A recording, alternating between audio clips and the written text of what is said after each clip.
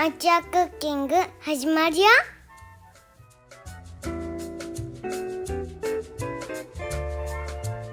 牛乳 300ml、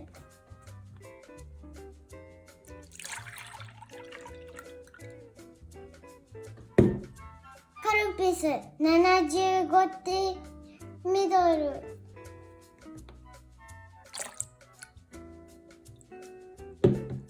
練乳 35g、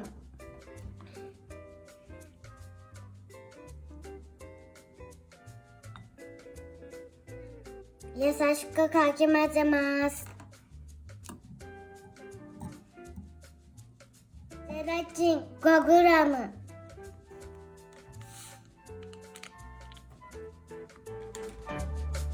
水大さじ2、軽く混ぜて温めます。ゼラチンを入れてかき混ぜます。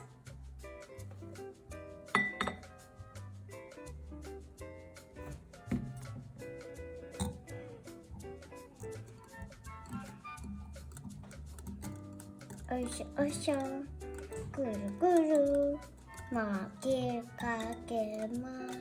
タッパーに入れます。